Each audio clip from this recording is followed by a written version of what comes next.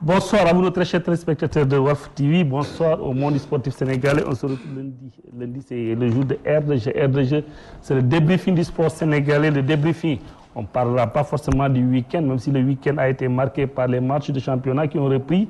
Les matchs de championnat où Génération Foot a cartonné, Génération Foot qui a massacré, excusez-moi du terme, l'AS Douanes par 4-1 pour conforter sa place de leader du championnat.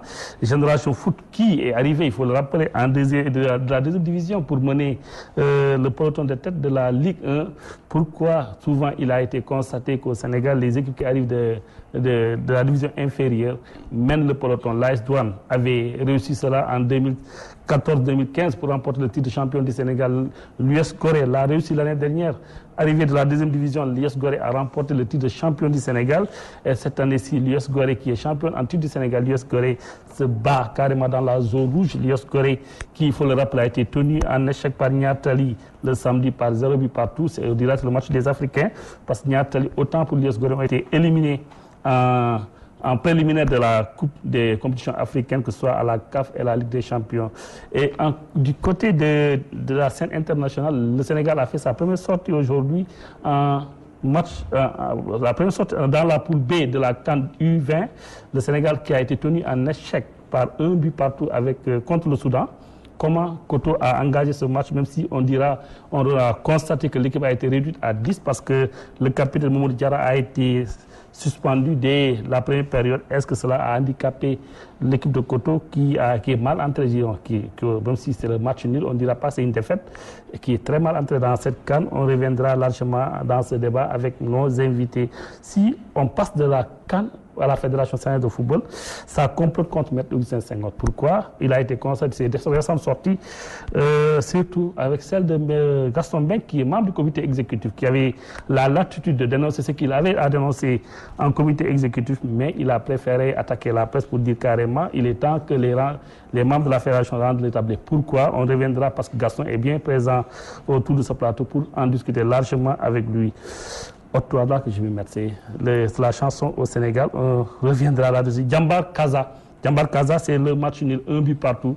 Mais il y a eu la touche de la discorde. On aurait dit, si on parle là-bas, bien entendu, le ballon qui est sorti en touche serait carrément lancé par un des ramasseurs qui a été l'occasion pour Djambar d'égaliser contre le Kaza qui menait par 1 but à 0. Et le match n'a pas arrivé à terme. Ça rappelle un peu Djambour. Génération Foot, et c'est ce qui a fait l'objet de la sortie de Gaston Mbengue qui a été suspendu pour 1 mois pour l'ensemble des matchs de Djambour. C'est son équipe Djambour qui jouera contre ses adversaires sans Gaston Mbengue. Est-ce que Gaston... C'est pour cela que Gaston a fait sa sortie. On reviendra largement dans ce débat. Vous l'avez dit tout de suite en image, c'est Gaston Mbengue, c'est le président de Djambour. Et il est aussi membre du comité exécutif de la Fédération sénégalaise de football. Bien entendu, on est accompagné ce soir par Maudou Diouf qui est toujours là pour nous accompagner dans la réalisation de RDG, mais surtout en décor. Nous avons Ousseynou Sall. On ne le cite pas souvent, mais c'est le monsieur Ombre, c'est le monsieur qui fait un excellent travail du côté pour présenter le décor de RDG. Voilà campé le menu de ce soir. Bien entendu, nous avons Dauphin Fall qui est un habitué de RDG. Dauphin, c'est le président de la section de football du Djaraf et surtout chargé de communication de la Ligue Pro. Bonsoir, président. Bonsoir. En face, nous avons Malamine Tamba, c'est le président de Ale Casa, mais surtout vice-président du Casa Sport. Malamine était à Sali pour suivre le match Djambar Casa Sport. Bonsoir, président. Bonsoir, Nicolas. Et juste à sa droite, nous avons Gaston Mbengue, l'homme de l'actualité. Bonsoir. Bonsoir. L'actualité, c'est tout le monde. Voilà, l'actualité, c'est tout le monde. C'était eux qui ont fait l'actualité. Gaston en face de lui, Chatidiane Goubis. Bonsoir. Bonsoir, Nicolas. Chatidiane qui a agité le feu. Chatidiane comme toujours. Qui a ravivé le feu. C'était samedi, c'était autour des tours des stades. C'était son émission phare qui domine l'actualité du week-end avec les matchs en retransmission directe. Chatidiane, à la place des résultats des matchs que les gens attendent souvent, c'est Gaston qui était là pour attaquer. Parce que Gaston semblerait avoir été attaqué. Bon, mais écoutez, moi je pense que je suis là pour informer le public sportif et aussi en général le public sénégalais. J'ai constaté que en fin de semaine, le communiqué était sorti la semaine. Voilà, en fin de semaine, il y a eu il y a eu l'actualité. L'actualité, c'était la suspension de Gaston Beng et de ses 3 joueurs. Et son club a perdu des points. Mais qu'il avait déjà perdu sur le terrain. D'accord. Bon, d'accord. Non, on va y revenir, Gaston. Donc, il fallait en profiter. J'ai profité de cette occasion. J'ai appelé Gaston. On a discuté et je l'ai invité à venir sur le plateau pour s'expliquer. Parce que, aussi, moi, je voulais qu'il s'explique. Et c'est à partir de là, mais Gaston a glissé vers aussi, ça, c'est l'actualité. L'échec du football sénégalais à la CAN de qui, c'était l'actualité, on est là, on est resté. Et heureusement pour moi, il y avait un membre de la Fédération sénégalaise de football qu'on a appelé par téléphone pour essayer d'équilibrer. Voilà. Alors, il y avait 2 membres, parce qu'il ne faut pas... Mais équilibrer, non, attends, il y avait 2 membres. Il y avait maintenant un membre du comité exécutif qui n'était pas d'accord avec l'équipe actuelle et il fallait chercher quelqu'un pour équilibrer l'information. Je ne pouvais pas laisser seulement Gaston. Mon boulot ne me donnait pas, ne te permet pas. Ne me permettait pas vraiment de laisser Gaston seulement parler. Et j'ai équilibré et la population a jugé pour beaucoup de gens, pour dire vrai. Moi, j'étais attention, parce que beaucoup de gens m'ont appelé par rapport à ça. Et ils ont dit que ce débat est venu trop tard. Très bien. On reviendra peut-être pas tard. Le garçon aura l'option de répondre par rapport à cette entrée en matière de Cheikh Tidiane Gomis. Président, le Sénégal a concédé le nul tout de suite. C'était de 13h à 14h. Contre le Soudan, c'est la première sortie du Sénégal à la CAN U17, excusez-moi, qui se joue en Zambie. Est-ce une bonne entrée en matière, surtout si on sait que le Sénégal a été finaliste malheureux en 2015, le Sénégal demi-finaliste du mondial 2015 en Nouvelle-Zélande, mais entré par un match nul contre le Soudan. Mission a été réduit à 10 avec le carton rouge de Mamadou Diarra, qui est un pensionnaire de Diarra. Oui, l'expansion de Diarra, parce qu'il est en Turquie maintenant. Oui, mais en fait, il y a quand même beaucoup de satisfaction à tirer de ce match. Pas le résultat sec, mais au regard du contenu. Parce que, à mon avis, l'encadrement technique, bien qu'il y ait eu un fait de jeu défavorable, a refusé le fait accompli. Et c'est ce que nous attendons effectivement. Qu'est-ce que vous entendez par fait accompli? Oui, mais de se dire, bon, on est à 10, on a pris un but, nous sommes à 10, donc on laisse dérouler. Ils ont refusé cela. Et ils ont apporté les correctifs nécessaires. Koto a pris effectivement le risque de dire que quel que soit Alpha, cette équipe va reculer pour conserver son avantage. Et il a accepté d'amputer sa dernière ligne défensive et de jouer à 3. De sortir au milieu de terrain, de mettre 2 autres attaquants. Aliou Badji.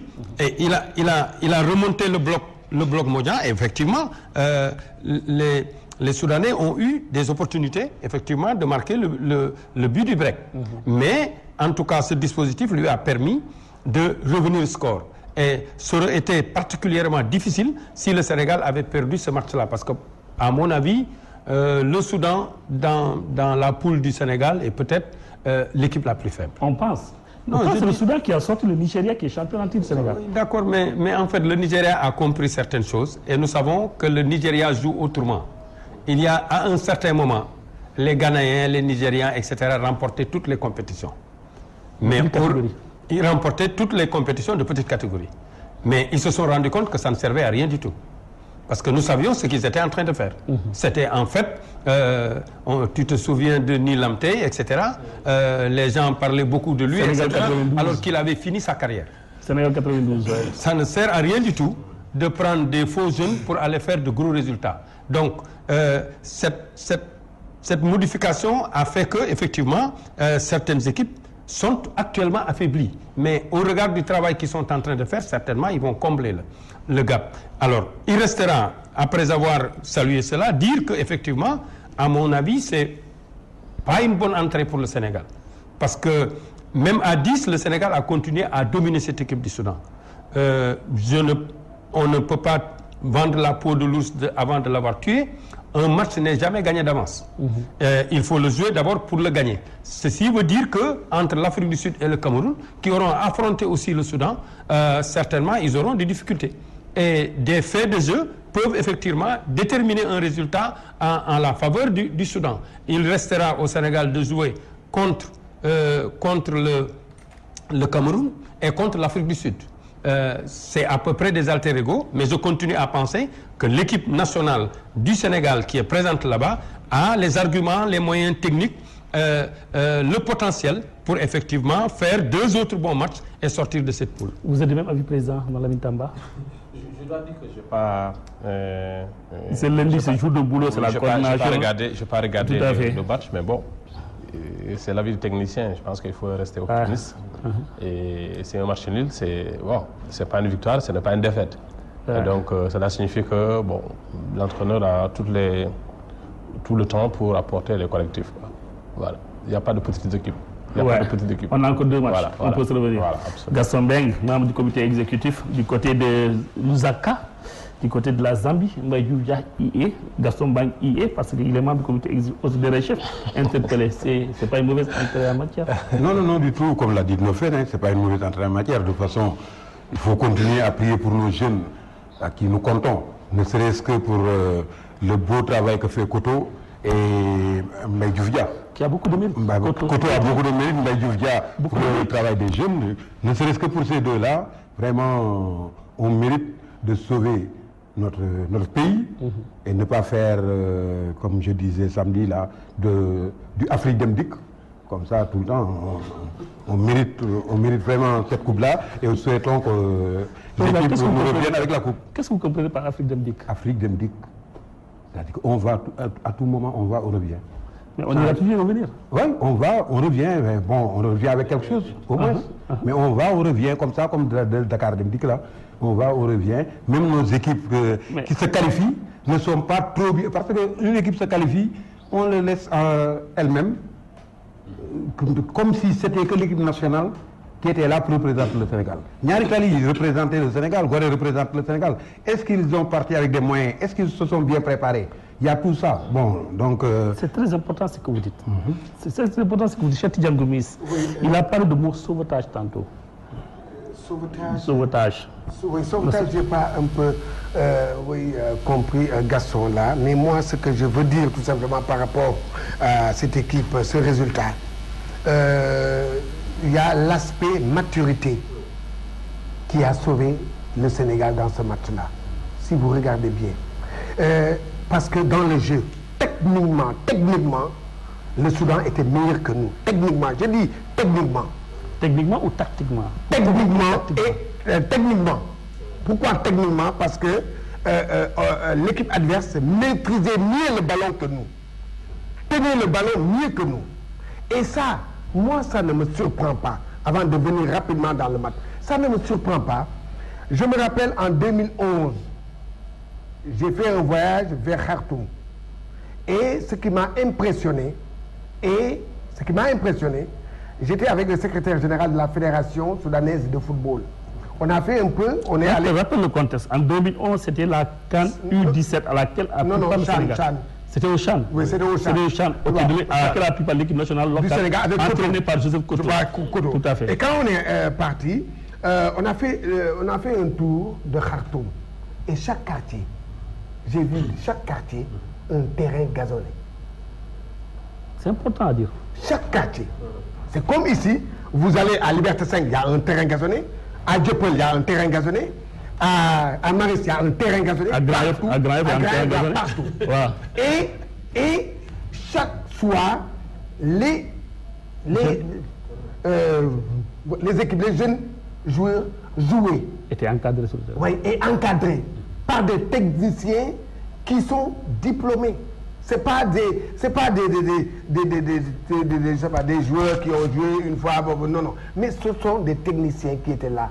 Et il m'a dit, ça c'est pour un travail pour l'avenir, c'est pour l'avenir. Et c'est pourquoi aujourd'hui, quand j'ai vu le Soudan jouer, moi, au départ, j'épouse, au départ, j'épouse l'idée d'Endofène qui dit que c'est le Soudan qui est supposé. Mais aujourd'hui, c'est vrai, on n'a pas encore vu l'Afrique du Sud et le Cameroun, mais le Soudan a montré ce que j'avais vu et pensé. Et c'est pourquoi. Et aujourd'hui, si vous regardez le match, si l'équipe soudanaise était mature, ils vont marquer, ils ont eu 3 occasions nettes. C'est comme, je ne te coupe pas, c'est comme au Gabon en Coupe d'Afrique. C'est que nous, on se contente d'un peu pour se glorifier. Contre la Tunisie, on a gagné 2-0, mais la Tunisie pouvait nous battre 7. Et voilà. Et c'était la même chose. C'est pour le reste de du tournoi. Nous avons l'Afrique du Sud après nous avons le dernier match. Moi je dis, si on n'améliore pas notre technicité dans ces genres de compétition, on ne va pas aller loin. N'oublions pas que le Soudan est un pays qui est pratiquement en guerre. C'est une autre difficulté. Je n'ai pas voulu évoquer ça, mais nous savons comment... Ce sont les médias qui font du Soudan un pays en guerre ou c'est un pays qui est en guerre? Oui, mais c'est un pays pratiquement en guerre. Nous savons quand même... Non, il y a des relations difficiles. Parce qu'un pays en difficulté est différent d'un pays en guerre. Disons un pays en difficulté. Si tu préfères. Oui, mais en fait, je n'ai pas voulu évoquer ça parce que... au regard de ce que nous apprenons de la presse, nous savons comment cette équipe a été montée. C'est des garçons qui ont été sélectionnés sans compétition. Il n'y avait pas de compétition de jeunes qui ont été regroupés et ils ont fait des sélections et c'est à partir de ces sélections qu'ils ont sorti cette équipe qui est allée donc se qualifier déjà devant le Nigeria et qui est venue à la Coupe d'Afrique. Donc c'est encore une difficulté de plus, mais la difficulté formate le compétiteur. Quand nous avons vécu ensemble une difficulté, on est plus soudés. Et ça crée effectivement une volonté de surpassement et de dépassement et une volonté de pardon. Quand ton partenaire commet une faute, on a toujours tendance à vouloir l'effacer et à vouloir combler ses insuffisances. C'est pourquoi cette difficulté-là peut, et c'est ce qui s'est passé au Cameroun, cette difficulté peut solidifier l'environnement et le groupe. Et peut-être que cette équipe-là va nous révéler d'autres aspects. Ça a sublimé, président. Pour finir à ce point, il faut le dire. Le Sénégal, on a tendance de faire la tout de suite. Le langage général du Sénégal, il est tout ce qui vient de l'autre, Sénégal m'a gagné. Alors que le Sénégal m'a tardé. Le président Gaston l'a dit tout de suite quand on parle du Gabon. On a un peu fait le tour du Gabon. C'était 2012 déjà, quand nous étions. On a constaté sur le côté infrastructure. Le terrain le moins 10 ans du Gabon n'a rien à envier avec notre Léopold Sédar Senghor. Pour nous, c'est le bijou du football sénégalais, alors qu'il n'est rien. Nous avions ensemble à Mongomo en 2015. Je ne parle pas de bataille, je ne parle pas de Libreville. Les infrastructures sportives que nous avons là-bas n'ont rien à voir avec ce que nous avons comme notre bijou à Demba Diop, encore moins à Léopold Sédar Senghor. C'est-à-dire que du côté infrastructure, le Sénégal n'a encore rien à démontrer par rapport à ce qui se fait de meilleur ailleurs. Il l'a dit tout de suite, c'était en 2011, quand le Sénégal y était au Soudan pour prendre part au CHAN 2011, excusez-moi, ce qu'il a constaté dans les quartiers, c'est que les gens travaillent en perspective. On ne le faisait pas au Sénégal. De sorte qu'aujourd'hui, on ne soit pas surpris que le Soudan retienne notre équipe en échec.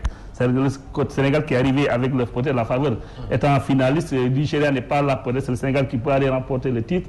Qu'on soit tenu en échec par le Soudan, c'est parce que peut-être le Soudan méritait mieux de remporter ce match parce que le Soudan, ils sont en train de travailler. Nous, au Sénégal, on ne travaille pas, on parle plus qu'on travaille. En guise d'exemple, vous savez ce qui se fait actuellement, ce qui se fait au Soudan au niveau du football, c'est ce qui s'est fait en Angola pour le basket. Voilà. Quand nous rencontrions les Angolais, on les massacrait. Ils sont venus apprendre ici, ils ont choisi, comme il l'a si bien dit, dans chaque quartier, il y a des terrains de basket. Et tout le monde joue au basket. Et il y a on les appelle des animateurs, qui sont des techniciens avérés et qui sont là. Donc le garçon qui arrive là-bas, il est encadré par un technicien, de telle façon qu'il le fait progresser. Et depuis quelque temps, l'Angola a pris en otage le basket. Bien entendu, parce qu'il travaille. Au Sénégal, on ne travaille pas. On passe de là, avant de revenir sur la scène avec la fédération, on passe du côté de Sali. Sali, c'était où Jambar a reçu le Casa Sport et concédé le match contre Casa Sport. Casa a mené jusqu'à la dernière minute pour voir l'égalisation de Jambar. On aurait dit, parce que nous n'y étions pas, que l'occasion du but a été lancé par un ramasseur à la place du joueur de latéral gauche. Président, vous y étiez, n'est-ce pas? Oui, merci beaucoup. Vous pouvez nous faire un peu l'économie de ces faits? Ben non, moi je pense que vous m'offrez l'opportunité, je crois que d'apprécier ce qui se passe aujourd'hui autour du football. Étant président du comité Allez Casa, vice-président du Casa Sport, je ne peux pas ne pas parler du comité Allez Casa. Mais ce que nous avons vécu hier, ce qu'il y a, en tout cas hier, samedi à Saly, est un motif d'indignation pour le football du Sénégal. J'avoue que je n'ai pas vu l'action. J'étais constant de voir à un moment donné, les joueurs du Casa Sport ils avaient arrêté de jouer. Et moi, quand je posais la question, juste après le but, on a vu tous les joueurs du Casa Sport aller se diriger vers l'arbitre. Mais je pense que le fond du problème, l'année dernière, j'étais là, juste après le match Diambar Casa Sport, pour m'interroger sur l'opportunité du choix d'homologuer le stade Fodé Wade. Oui. Parce que pour moi, c'était la première fois que je me rendais dans un stade. Et j'avais vu les conditions dans lesquelles les supporters étaient placés. Vous étiez là, je me rappelle. Et j'avais dit qu'avec cette façon de faire, on ne peut pas créer un football attractif. Parce qu'un football attractif, c'est aussi avec les spectateurs. Lorsque, par exemple, des gens viennent au stade et qu'ils ne peuvent pas se mettre, il n'y a pas de place, il n'y a pas de gradin, les gens sont obligés de se mettre sur la...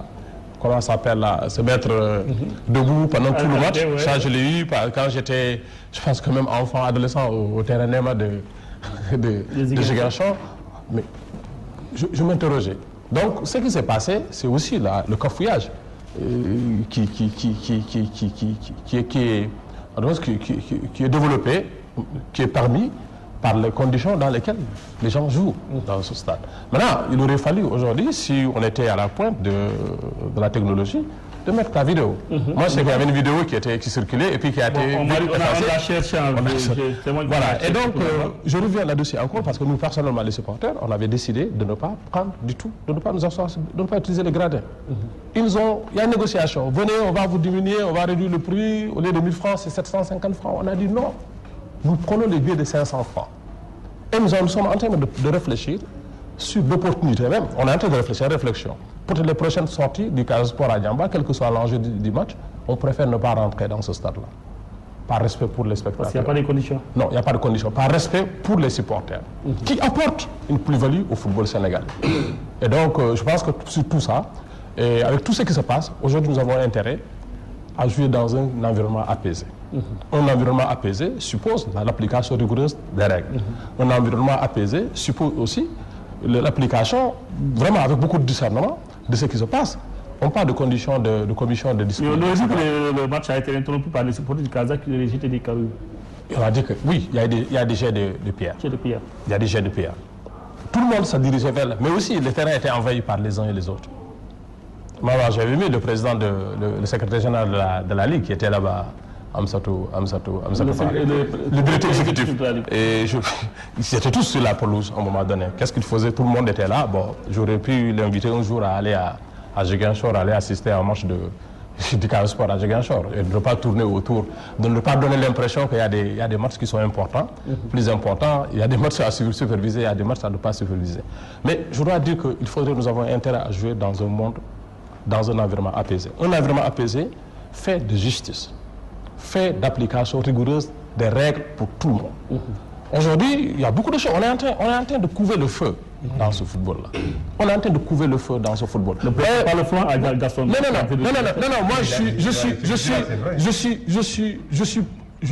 on se bat tous les jours au niveau du comité Allez Casa pour promouvoir des valeurs de citoyenneté. On le fait tous les jours. Mais malheureusement, en face, le message qui est toujours donné à travers les règles qui sont appliquées, à travers les décisions, le message est toujours contre-productif. Vous voyez, par exemple, on commence à jouer, on continue bientôt à la phase aller, un match litigieux comme Guédiawaye, FC, Casa Sport n'est pas encore vidé. On continue de faire comme si de rien n'était, alors qu'il y a quelque chose qui ne va pas. C'est le paradoxe. Oui, on vide un autre. Mais regardez, par exemple, dans l'environnement dans lequel... Moi, en voyant ici, parfois, franchement, on est un peu... le risque, c'est de verser dans le découragement. le risque c'est de décourager, c'est de verser dans l'abandon, de dire, ok, cette affaire-là, franchement, ça ne vaut pas la peine. Et il ne faut pas arriver à ce stade-là. Mais président, ce qui est paradoxal, le Casa a toujours été connu comme le fair play. Oui. Que ce soit la défaite, que ce soit la victoire, le match, le Casa accompagné par ambiance. Mais le Casa n'a jamais jeté de pierre. Oui. Et pourquoi cette fois-ci il y a eu des jets de pierre? Non, il y a eu ça. Il faut dire la vérité. Moi j'étais là, on a beaucoup apaisé les supporters. Les conditions dans lesquelles ce but a été marqué, si c'est vrai que ça s'est avéré, il est difficile à un moment donné, il faut qu'on se le dise la vérité. Le plus sportif du monde vit de passion. Le sport n'est pas la tricherie. On ne triche pas. Il ne faut pas tricher. Donc quand on triche à un moment donné, on crée des conditions de résistance. Il ne faut pas arriver à ce bout. De frustration. De frustration. Voyez par exemple ce qui se passe. Je reviens sur il a parlé de la CAN. Vous me permettez juste de faire des éclairages. Il y a beaucoup de spéculations autour de la non-participation du comité à l'ECASA. Les uns et les autres, on me dit, vos confrères me disent parfois, paraît-il que vous avez démissionné. À l'ECASA aurait demandé à la fédération de lui donner l'argent, etc. On pose à l'ECASA, c'est une histoire de maillot. Je reviens sur la question de maillot. Depuis tout le temps, depuis l'histoire du football sénégalais, à l'ECASA, c'est toujours vêtu en vert. Même en 92. Moi qui vous parle, j'étais étudiant. À l'époque, j'étais membre du 12e Gaindé. J'ai toujours ma carte du 12e Gaindé numéro 12, avec les Moustapha Diakhaté et autres là. Moi, je m'étais habillé en jaune. Le comité à l'ECASA était habillé en vert. En 92. En 92. Avant 92, le seul, dans la perspective de Caire 86, le seul groupe composé à l'époque de supporters, c'était le comité à l'ECASA. Le problème ne s'est jamais posé. Nous avons accompagné, nous, à l'ECASA, les équipes du Sénégal, l'équipe féminine, U20, U17, avec nos propres moyens. Demandez-leur qu'ils nous coûtent bien avec nos propres moyens. Avec nos maillots. Ouais. À chaque fois, cher ami Augustin, je l'appelle pour dire que allez, Casa a fait cela. Le point ne s'est jamais posé. Au moment d'aller à la CAN, à la veille, on commence à agiter la question du maillot. Et mieux, la question de la frustration. Vous savez, avant de remporter le trophée Fair Play, nous, on nous a une fois convoqués, on était invités au palais présidentiel, au palais de la République, à l'occasion de l'accueil des Lions de basket. Alekaza arrive, les noms de la délégation d'Alekaza disparaissent de façon mystérieuse. On appelle les gens qui nous ont invités, à savoir, en l'occurrence le ministère des Sports, il n'y avait personne qui répondait. Mais vous imaginez à l'époque, si Alekaza tenait une conférence de presse, la portée sociale, la portée peut-être même politique que cela peut, la dimension que cela peut avoir, ils n'ont pas cessé. Cette fois-ci, bon, à la veille de la CAN, moi je voyais par exemple venir. Et je disais à mes amis, il faut les accompagner dans leur piège, dans leur théâtre. Parce que justement, c'était du théâtre. On savait ce qui se préparait, que quelque part, Alekaza était jeune. Qui? On ne sait pas. Jusqu'au moment de départ, moi, il était convenu qu'Alekaza parte. On a entendu, nous, on n'a jamais demandé, on n'a jamais rien demandé. On a entendu le ministre, on a entendu le président de la fédération dire Alekaza serait là, etc. Oui, la façon dont notre football est dirigé, ils ont l'habitude de nous donner des moyens parfois plus importants que le 12e Gaindé. Je ne veux pas le nommer, il n'y a pas de concurrence. Ils ont l'habitude même de donner plus de moyens que les autres groupes de supporters, la fédération. Cette fois-ci, au moment de partie, on fait un chèque au nom de Issa Laye Diop. Bon, c'était un peu incongru. Au moment donné, on dit, allez Casa, on a 35 places, allez Casa, vous venez avec 10, le 12e Gaindé vient avec 35, il y a des questions de sensibilité, etc. On a dit au moment donné, moi je dis, je n'ai pas été demandeur. Puisqu'il en est ainsi, nous ne partons pas. Allez-y. Et j'ai saisi au moment opportun tous les acteurs de la fédération. Vous n'êtes pas saisis. La seule personne qui m'a appelé, c'est Amadou Kane. C'est le jour du Cameroun-Sénégal, les quarts de finale. À un moment donné, on me disait, mais il faut venir, il faut que quelqu'un vienne. Moi, je ne viens pas. Moi, je ne pars pas. Moi, mon ami, je ne pars pas pour laisser le monde derrière. On me dit 2 personnes. Même 2 personnes ne partent pas. On n'était même pas prêt à partir avec même 10 personnes ne partaient pas. C'est un point d'éclairage. C'est un point d'éclairage. Sénégal-Algérie. Oui. Donc, il faut que ça soit clair. Il ne faudrait pas que nous versions dans la malhonnêteté, excusez-moi, intellectuelle. Quand Alekaza supportait ici les équipes nationales du Sénégal, le problème ne s'est jamais posé. D'autant plus que les couleurs vertes même qu'Alekaza a, bon, ce sont aussi les couleurs de l'équipe nationale. C'est identité. On nous dit non, il faut mettre un... Mais à commencer par le ministre. Très bien. La surprise, notre déception, c'est aussi le ministre. Très bien. Attendez, laissez-moi terminer. Exactement. Notre déception, c'est ça. Parce qu'ils auraient pu parler. On a des rapports avec le ministre qui dit à tout bout de champ qu'il appartient au comité Alekaza. Mais si c'est vraiment le problème de maillot, que quelqu'un nous en parle. Ok, on vous a permis de développer de longtemps. Là, c'est pas un point de point d'éclairage, une occasion d'éclairer. Je pense qu'il faut que quelque part les gens arrêtent de... Par exemple, l'autre chose... On vous en prie, je vous en prie. On est en débat, il faut qu'on s'organise un peu. D'accord, on vous a donné l'occasion de vous exprimer largement là-dessus, parce que c'est pas un point du débat, on vous concerne. C'est normal, parce qu'à l'Ekaza, moi je précise, j'ai eu le temps de vous le dire, Alekaza, c'est identité des clubs. C'est comme si on vous dirait aujourd'hui les clubs du Jaraaf, les identités, les supporters du Jaraaf, c'est par rapport au Jaraaf. Même si maintenant la nation fait qu'on doit se retrouver autour de l'intérêt national, mais Alekaza d'abord, on ne peut pas dire non, Casa ne doit pas s'habiller en vert, en corbin, en blanc. Moi, personnellement, je vous ai conforté sur ça parce que c'est injuste à part. Et je pense que le point est passé. On aura l'occasion de revenir là-dessus. Mais on revient au sujet. La frustration, elle est là. Ce qui s'est passé le samedi du côté de Mbour, c'est ce qui est arrivé il y a de cela 1 mois, 2 mois du côté de Louga, où la Fédération Foot Ndiambour de Louga a tapé. Même si on dira c'est le verdict de la commission de discipline. Mais ce qui pose problème, même si la sortie de Gaston, je ne dirais pas qu'elle a été maladroite, mais il y a des termes qui ne collent pas. Dire que le match a été forfait et perdu ce tapis vert, je pense que la commission de discipline, c'est les hommes de droit. C'est les hommes de droit, en principe. Tout à fait. Oui, en principe. Mais qui sont passés à côté du droit. Ils sont passés complètement à côté du droit. Oui, c'est quoi? Complètement. Moi, j'ai même dit que ça, c'est pas une commission de discipline, mais commission des indisciplinés et du n'importe quoi. Entre guillemets. Entre guillemets. Ouais. Parce que là, tout ce qu'ils ont raconté, c'est du faux. Ils n'ont même pas pu nous sortir les versions. Mais il y a eu des rapports. Il y a eu des rapports du Ndiambour. Même moi, on m'a entendu. J'ai donné les versions. Ils ont raconté du n'importe quoi. Ils sont passés à côté.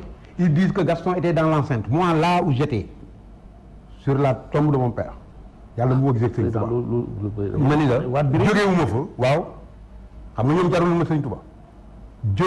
J'ai pas quitté la chaise où j'étais. Mais président, vous serez descendu, vous avez le rapport, vous serez descendu, vous avez fait des invectives pour les arbitres.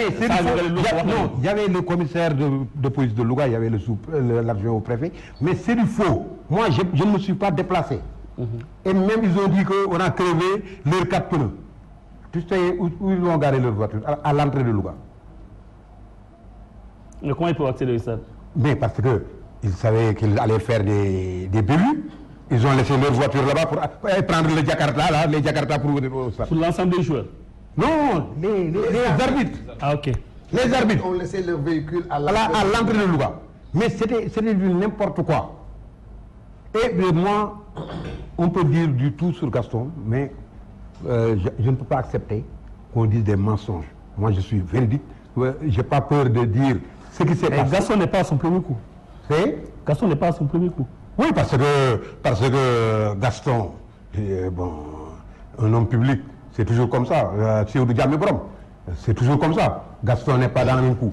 Je disais un jour à la télévision que je peux me quereller 1000 fois, mais jamais de dire que Gaston Tongi. Et là, j'accepte pas aussi qu'on me profère des mensonges. Et c'est ce qu'ils ont fait. Et ils ne connaissent même pas ce qu'ils devaient dire. Moi, comment ils peuvent me suspendre? Moi qui paye les joueurs. Moi seul.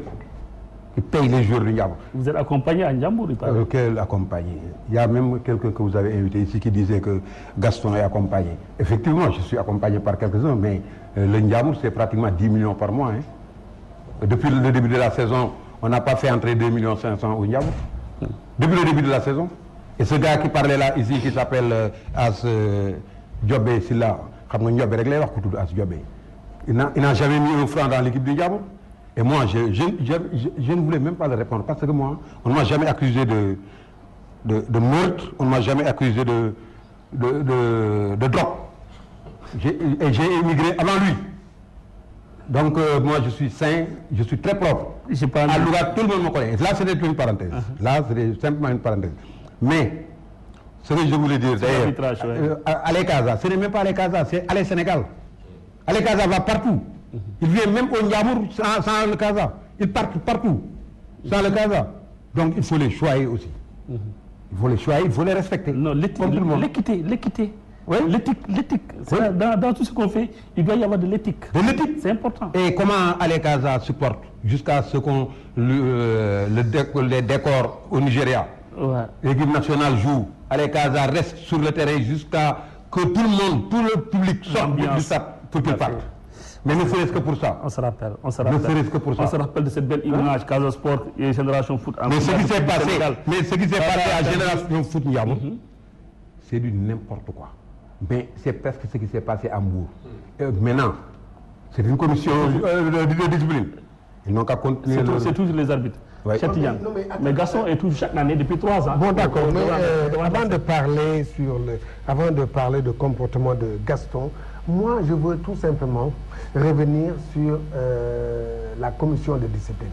Je l'ai toujours dit, qu'on se dise la vérité. Ce sont des gens qui ne savent pas la réalité du football sénégalais. On se dit, non, sincèrement, parce que, attends, je vois des choses. Non, il y a des choses incompréhensibles. Parce que non, quand, par exemple, déjà, j'ai été ébahi quand j'ai entendu dire qu'ils ont déclaré Ndiambo par forfait. Mais attends, mais on est dans quel football? 90e minute. On est dans quel football? C'est grave.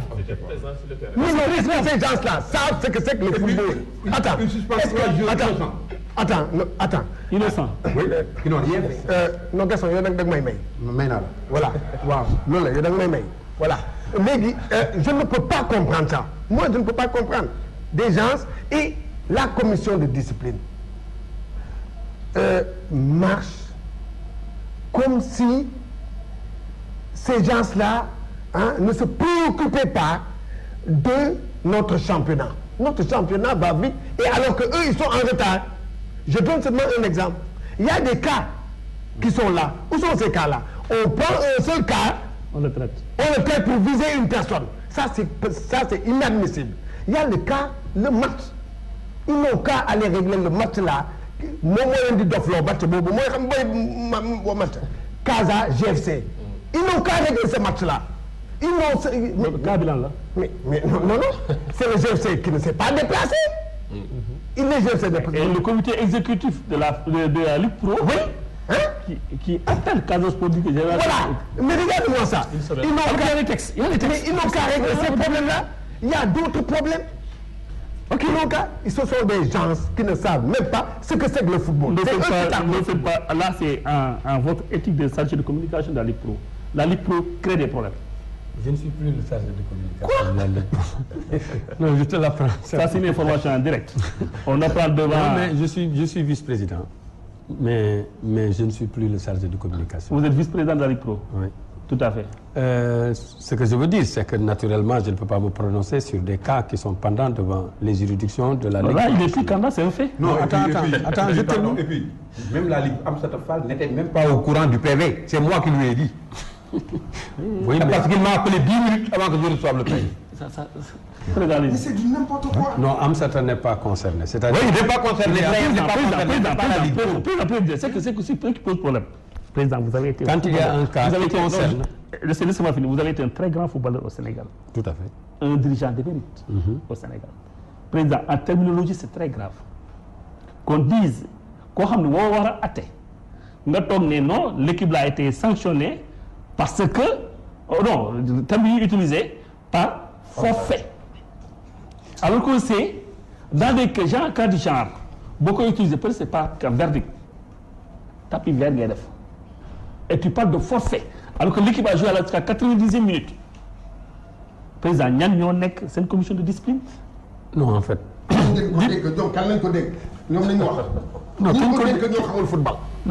Non, attends. C'est des magistrats. Mais magistrats, laisse-moi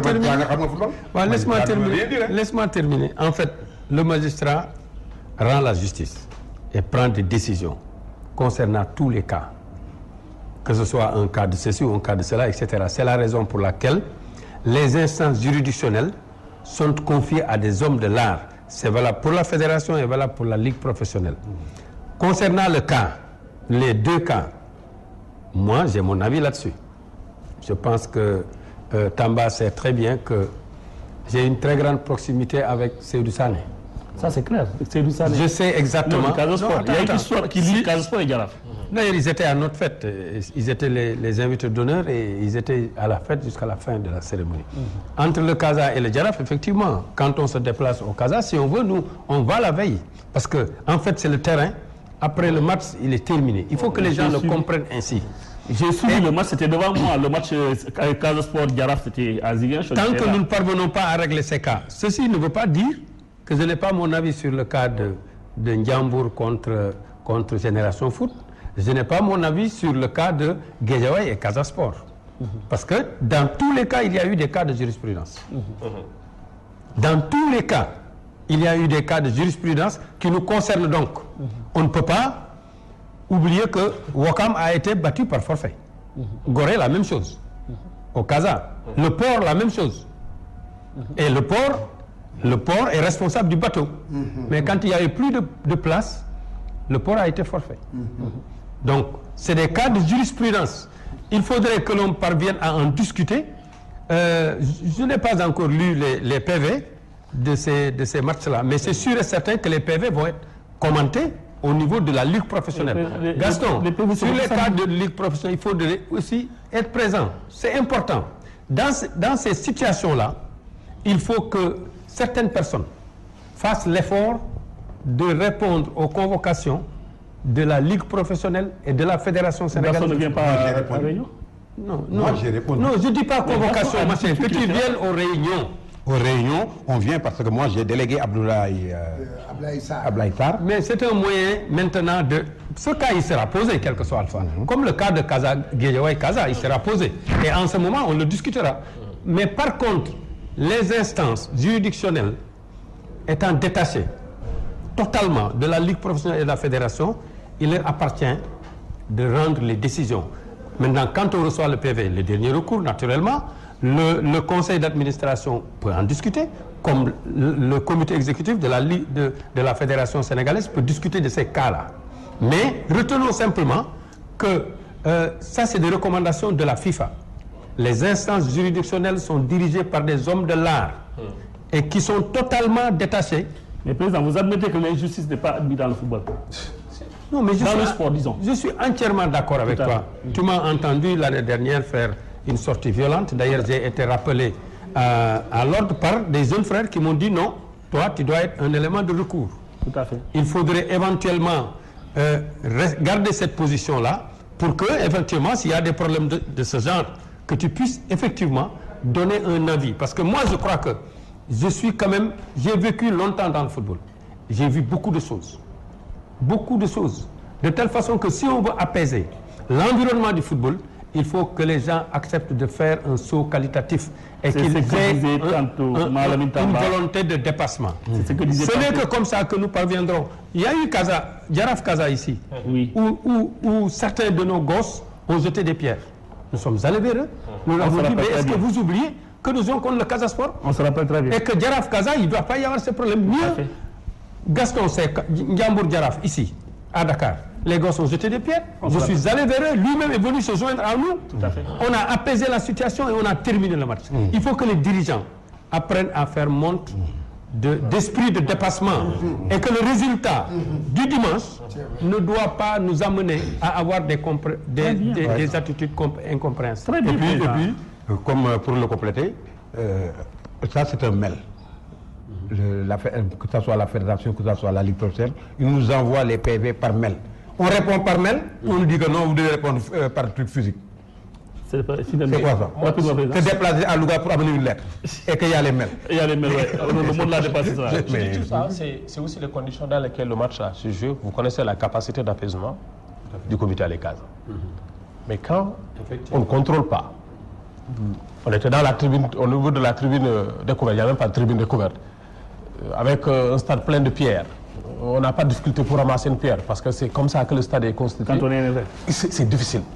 Mais je voudrais dire pour le match Casa Guédiawaye Football Club, pour nous, le Casa Sport, il ne sera jamais question de rejouer ce match. Parce que jouer ce match, c'est enfoncer le football sénégalais dans la médiocrité. C'est ça. Nous ne le ferons pas. Cet affront, on ne ferait pas ça. On ne le ferait pas à nos supporters. Et là, c'est le comité encore exécutif de la Ligue Pro qui est indexé. Le Casa Sport ne va pas jouer ce match. Très bien. C'est clair, c'est clair. Très bien. Il faudra dire à Seydou que Très bien. C'est clair. Très bien.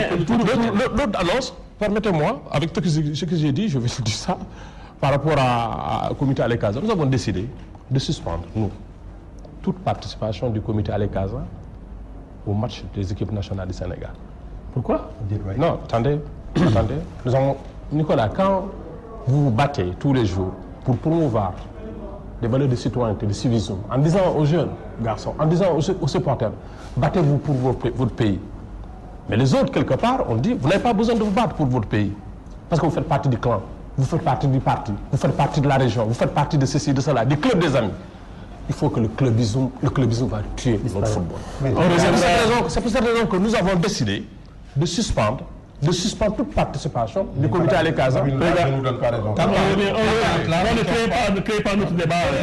Le Sénégal ne les appartient pas. Oui, mais le Sénégal reviendra donner. C'est un autre mois. Le Sénégal leur a délégué des pouvoirs. Oui, mais on va se battre. On reviendra là-dessus. On passe ce point rapidement. Je disais, pour résumer ce point-ci présent, il est important. Le match Casa Sport Jaraaf, c'était là, je pense bien, c'était le 27 décembre. J'étais à Ziguinchor. Non, c'est le 28 décembre, je pense bien, ou le 29. J'étais à Ziguinchor. J'ai assisté à ce match. J'ai bien aimé ce clivage parce que vous étiez là, côte à côte, avec le président Seydou Sané, au niveau de la tribune officielle. C'est comme si le Jaraaf de Casa Sport n'était pas en train de battre le Jaraaf.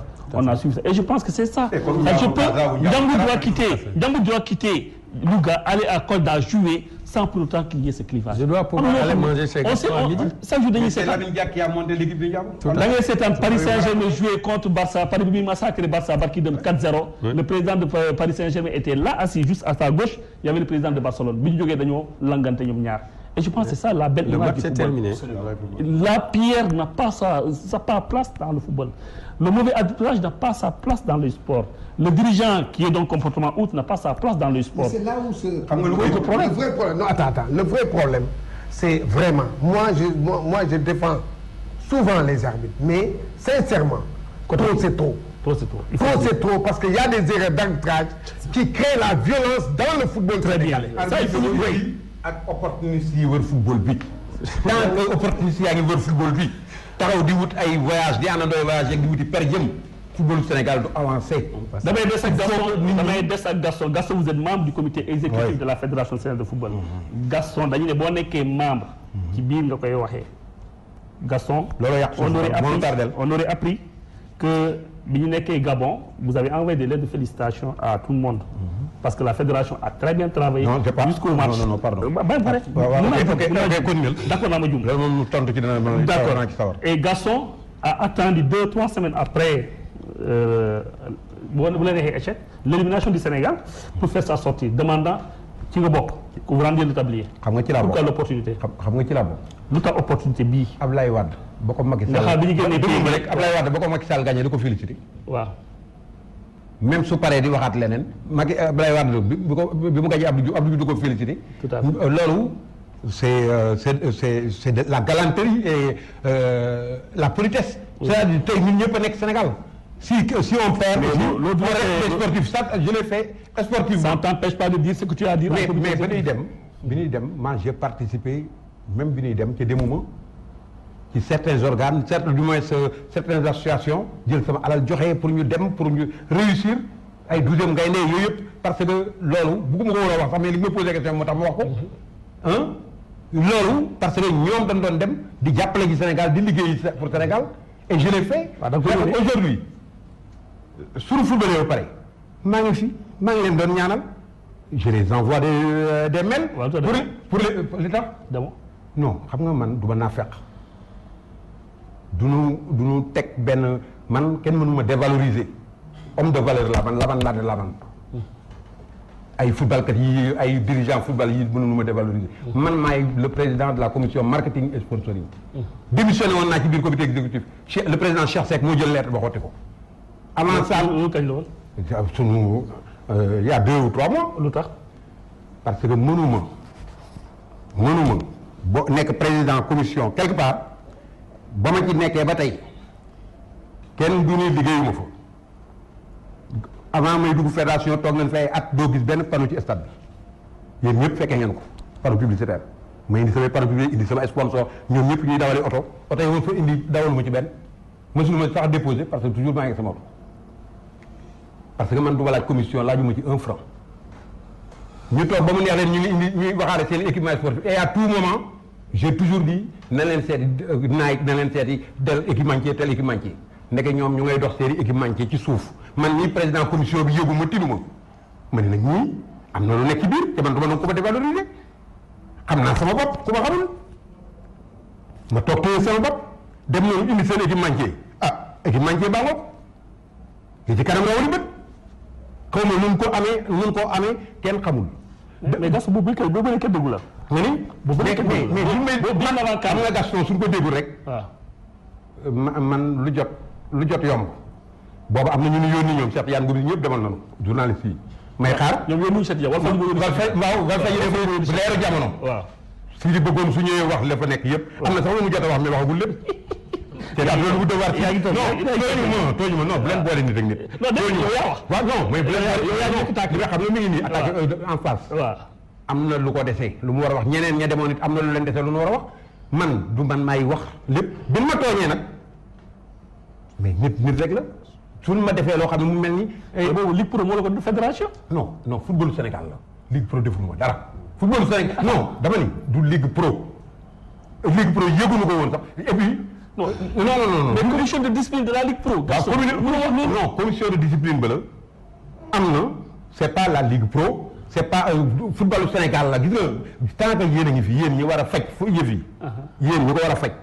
war a nekk amee ay organe nekk di war di wax tant que ñu ngi def di laq-laqal am lu ñuy nëbb ak di wax ni parce que wax nga léegi lu ñuy wax dañ ko war a waxee biir fédération toi déjà mais fii conseil des ministres sax xew ci biir ci ëllëg sa dañuy génne lépp non dafa être républicain non être républicain xam nga mooy lan mooy que ñëpp war a xam Macky Sall nëbbul dara waaw président d'accord naa ñëpp dañoo war a xam ne xew ci réew mi parce que réew mi ñëpp ko bokk mais duñu xaar ba mu yàqu ñu topp waroon nañ ko wax waaw d'accord naa li nga wax dama ne da ngeen a bëgg ba mu yàqu ñu waroon nañ ko wax dama ne léegi nii seetal nañ la commission de discipline def nañu erreur ne serait-ce qu'en terminologie dafa mel ni xamuñu la réglementation moo tax def naa recours wax nañ ko mais recours ba rek c'est une fois de voir suspendre waxoo ko ñoo ko génne mënoo wax match perdu alors kii football na mënoo wax forfait alors que kii tapis vert nga ko war a wax loolu la mais xam nga loolu liñ ko wax mais liñ ci poussé mooy yéen liñ ci poussé bala ngay wax Cheikh liñ ci poussé mooy que nan bàyyi di protéger loo xam ne waruñu ko protéger c'est-à-dire nekk journaliste nag wala bokk ci comité exécutif wala bokk feneen soo gisee luy yàq da nga koy wax loolu mooy yëfu julit loolu mooy yëfu nit ku baax mais taxaw tey dina nëbb ak di laq-laqal li ñu mënul comprendre match fédération yow mi nekk président Ndiambour waaw Ndiambour actuellement je pense le dernier classement la déet chaque jour waaw dernier kay amagul dernier classement avant dernier la sax mais dernier amagul dañuy raw campagne d'accord mais chaque jour suñu arbitre bàyyee rek ñu raw waaw chaque jour yaa ngi def chaque semaine yaa ngi génnee moyen pour mettre l'équipe dans des conditions de performance chaque semaine yaa ngi génnee moyen pour mettre l'équipe dans des conditions de performance teewul équipe dina ñàkk dina match nul wala mu réussir teewul Ndiambour dama lay dolli Ndiambour non dama lay dolli parce que c'est très important Ndiambour le 5 du jot mosu la passe ca fayul leen Ndiambour ci suñu hôtel bi 40 joueurs ak dirigeant ñoo fa nekk. mais yow sa match di leen defal sa match avant coup d'envoi la sa match en tant que dirigeant avant coup d'envoi la. oui échec bu amee entraîneur la wala joueur yi. sa match avant coup d'envoi la. waaw échec bu amee entraîneur wala joueur parce que yow dirigeant def nga lu war. mais kooku de façon du ma ko wax entraîneur bi du ma ko wax joueur bi. kon léegi mën naa doon muy arbitre il est mal pensant. mën naa doon muy arbitre bi dirigeant ñu ne match yi perte yëpp arbitre. ah d'accord léegi Cheikh Tidiane c'est l'opportunité de la sortie de Gaston Mbengue moo pose problème. À ton avis en tant qu'observateur noo ko seetloo. voilà j'ai bien écouté Gaston Mbengue parce que man maa ko invité naa ko moom mu toog mu wax et man la wax naa ko ci antenne man dama ci revenir parce que sànq dafa ne li nga xam ne mooy problème mu équipementier bi ñu demee booletuñu ko ci mbir mi moom mu ñëw comité exécutif moom pour démissionner mais après boobu Gaston a disparu. dematul réunion sax non waaye tam da nga may déglu nekkutu fa ñëwatu fa kayatu fa kon nag foofu à partir de foofu Gaston loolu laa ko ma ne ko Gaston yow li ngay wax nii man kiiwu ma ko de waaye dama ne yow yow li nga def moom mooy lan da nga xaar ba maanaam nga am lu la metti nga soog a di yuuxu et waa déglu ma rek Gaston sànq tey Gaston dañ may déglu dañ ma déglu nag parce que dama la déglu vas-y ba léegi yaa ngi wax waxuma waaw vas-y voilà dégg nga Gaston toog waxul dara équipe bi Gaston rappelé naa ko sax benn fait Gaston Mbengue 2015 yéen a ngi fàtte bi ñu éliminé fële Malabo moo ne Ottoine la. attends waa déglu ma rek. damay fàttali rek. ñoom sax ñoom ñoo njëkk a ñëw. Gaston dafa ne bépp ñoom fii rek commencé défendre. boobu damaa fekkee fédération. damaa fekkee woon. di défendre xam nga boobu c'était du tic au tac. damaa fekkee woon. bii nag mu ñëw xaar équipe bi ñëw na depuis combien de semaines 3 semaines. Gaston kenn déggu ko. mu ne nit ñoo parce que fekkee wu ma. gars yi ñëw doo ko benn sanction rek mu commencé yuuxu bien vrai que li muy wax yëpp. qu'on se dise la vérité même man mii Cheikh Tidiane Gomis maa ngi ciy gis sama bopp waaye ni mu ko defee l'essentiel l'opportunité ni mu ko defee kon c'est loolu moom moo nekk comme gis ngeen di seen baax rek alhamdulilah non attends bon léegi nag beneen affaire dafa am mooy que fu mu nekk nii dégg nga moi je pense que nit ki ci boppam sooy kaas benn affaire comme ni la ko Nicolas booy kaas benn affaire da ngay dem ci ñooñu ñu la jox man parce que foofu mooy gouvernement football. foofu ngay toog ne leen li ngeen di def nii li ngeen di def nii. loolu wax naa leen ko. loolu donc continuer non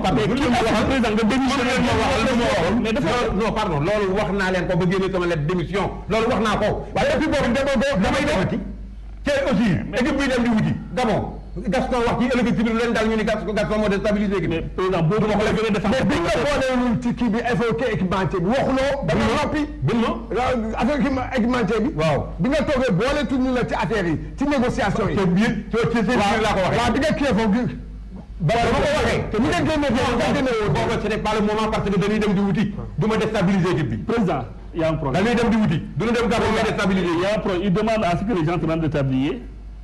Quelle analyse en faites-vous? La démission est individuelle. Moi, je fais partie des gens qui, à un certain moment, au retour d'une campagne, je le prends à témoin, et que les gens tiraient dans cette même direction pour demander à ce que la démission de la Fédération sénégalaise de football, nous nous sommes dit qu'il faut, autant que faire se peut, éviter encore les crises répétitives au niveau du football. Qu'il restait à la Fédération sénégalaise de football 2 ans. Qu'il fallait donc patienter et leur demander de terminer leur mission. De faire l'évaluation et de revenir maintenant au niveau de la population du football pour se faire sanctionner positivement ou négativement. Tout à fait. J'estime que wolof day wax ne jéem tële du gàcce mais à côté daf ne ki mënul bàyyiwul lu yàqu moom la. Quand on a fait 10 ans 2 années de comité de normalisation plus 2 mandats ça fait 10 ans. En 10 ans on a toujours échoué. On va, on perd, on revient, etc., etc. Mais philosophiquement, qu'est-ce que l'échec, président? L'échec en sport, c'est celui qui n'a pas gagné. Oui. Quand on perd, on a échoué. Oui. Il faut éviter autant que faire se peut qu'on nous inscrive dans les dépenses de souveraineté de l'État du Sénégal. Personne ne peut se... J'ai vu ça, Gaston dire ça dans la presse et ça m'a fait tiquer. Dire que l'État a tout fait. Lu nekk état def na ko dans le football là dans le sport te gagné wuñu dara. mais bàyyi ma yeggale rek. budget xaalis jox nañu xaalis. ban budget par rapport à quoi? bàyyi ma yeggale rek. C'est-à-dire ce que j'étais en train de dire que le dirigeant sportif est évalué par rapport aux résultats sportifs. La fédération a reçu mandat du ministre des Sports. Oui. Il y a au Sénégal dans les gars sous pouvoir. Il y a un président de la République qui s'appelle le président Macky Sall. Et un ministre qui va plaider la cause de la fédération auprès de son gouvernement. Du sport, ouais.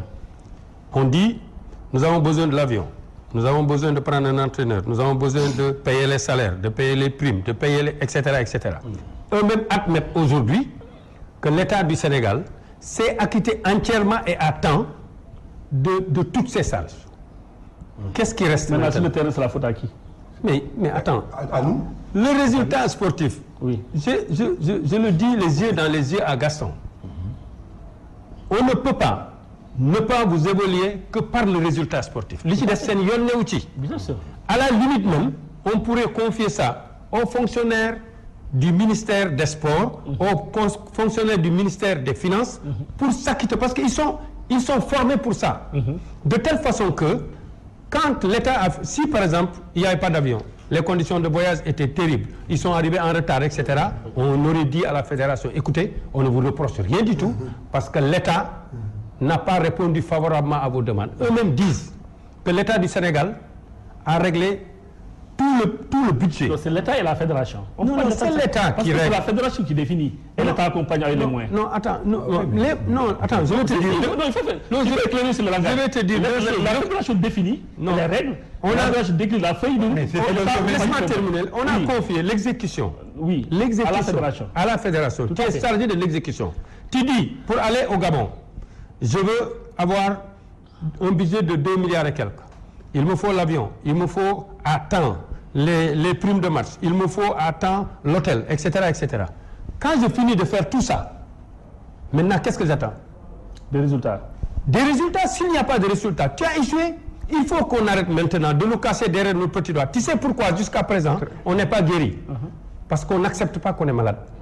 Le malade qui ne veut pas accepter qu'il est malade et qui va se soigner, il ne va jamais guérir. Et on n'accepte pas la vérité. Celui qui ne veut pas. C'est ça.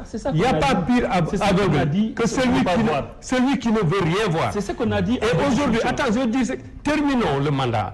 C'est-à-dire, j'ai même appris qu'ils sont en train un peu de faire des propositions d'avancer. Ça, c'est pas dans la culture de M. Augustin Senghor. Non, attends, mais je te dis de toi à moi. Ce n'est pas dans la culture. Lui était à la réunion. En tout cas, il ne compare M. Augustin, il va atteindre son mandat. Non, je suis sûr et certain. C'est le gouvernement du football qui va décider. C'est vous les acteurs du football. Non, laisse-moi terminer. C'est-à-dire, même sur ce plan. Man maa ngi bëgg a ragal kii. Non, xaaral ma yeggale. Allez-y. Nicolas, moi je pense que di nga tey jii li nit yi di wax rek yëpp ci football bi ci sport bi en général plus particulièrement ci football bi.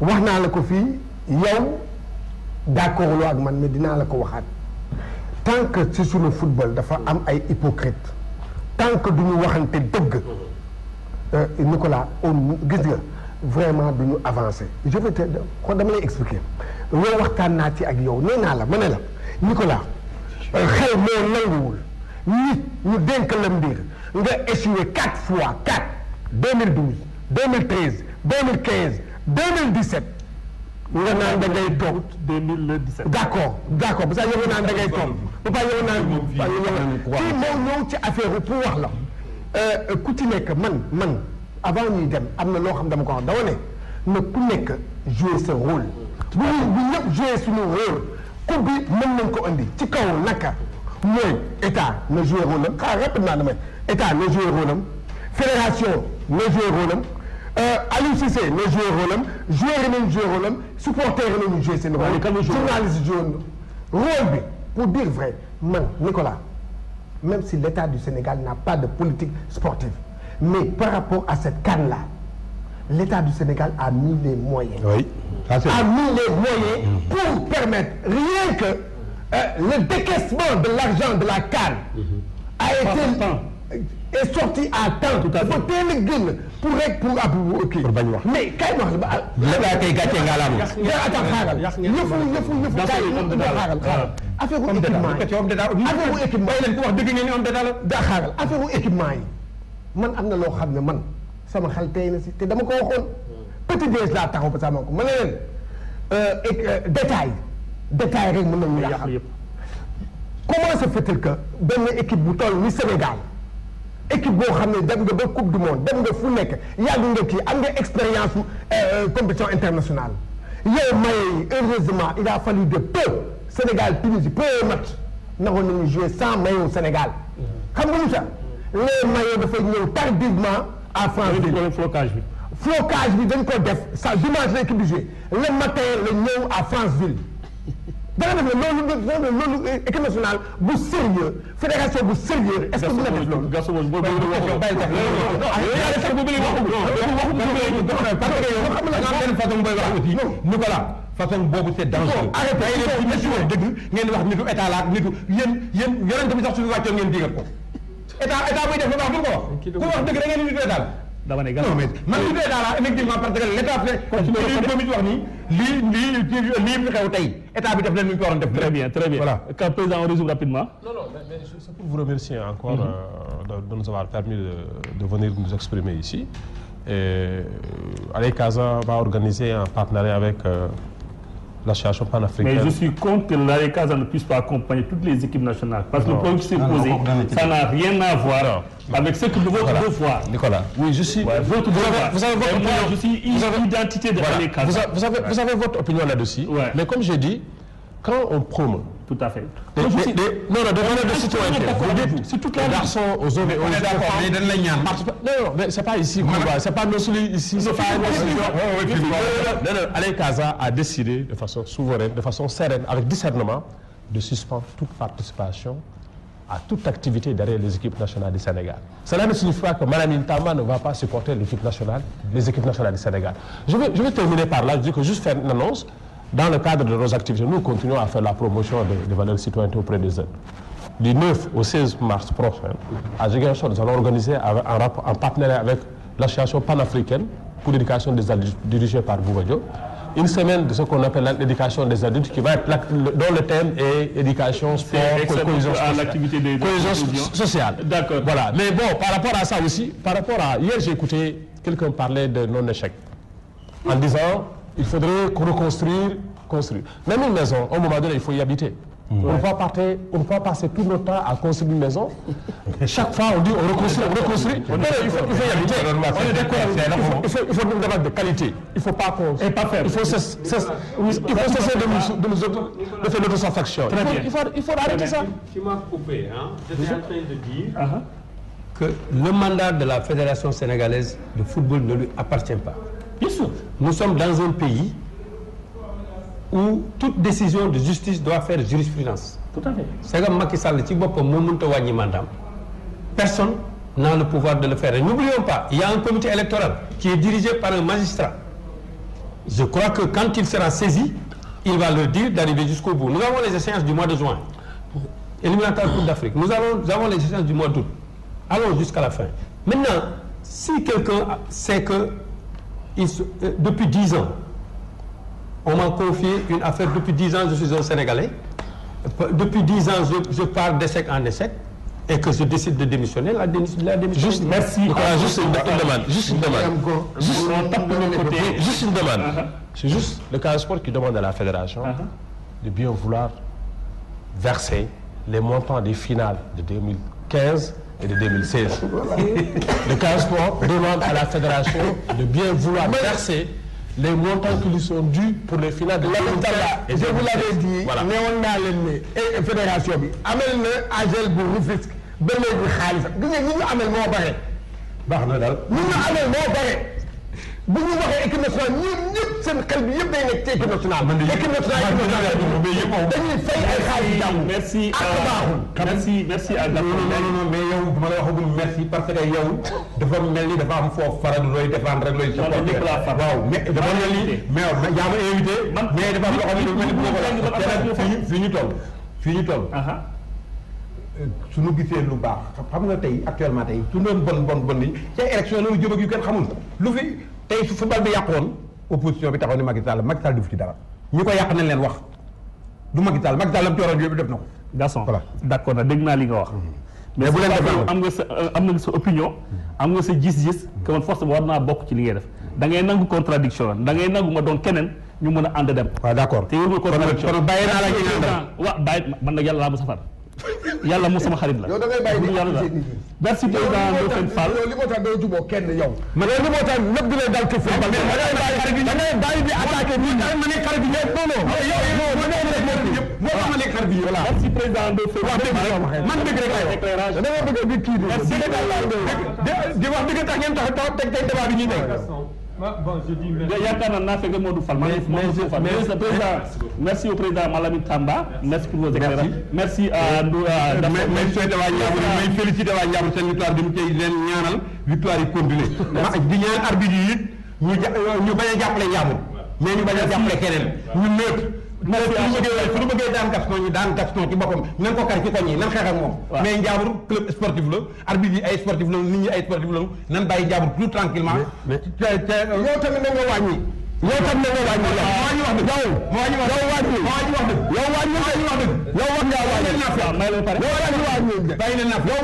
Le débat doit être la lumière. yaakaar yéen ñi ñu seetaan yéen a ràññee lan mooy dégg lan moo dul dégg yéen a seetaan et ce qu'on dit c'est très clair. On a autant accepté que Ndiambour quelque part par rapport à la commission de discipline a été lésée parce qu'on ne peut pas dire match perdu, match par forfait alors que l'acteur était sur le terrain, alors que c'était peut-être autre chose qu'il fallait utiliser.